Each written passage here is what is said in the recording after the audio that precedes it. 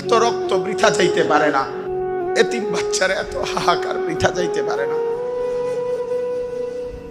একটা রুটির জন্য বা গাজার একটা ছেলে,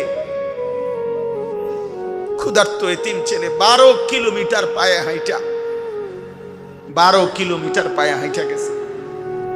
এরপরে যখন একটা রুটি নিছে, দুশ্মনের বুলেটে তার বুকটা ঝাঁচড়া হয়ে গেছে, রুটি হাতে শহীদ হয়ে গেছে, রুটিটা খাইতে পারে না।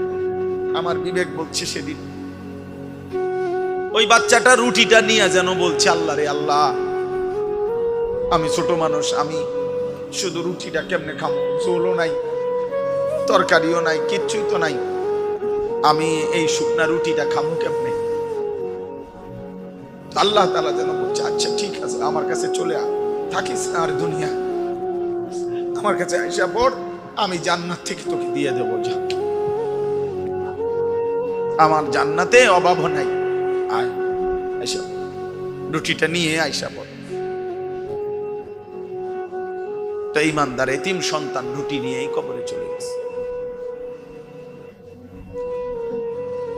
আর তোমরা বসে বসে দেখো, ছবি দেখো, নারী দেখো, উলঙ্গ দৃশ্য দেখো।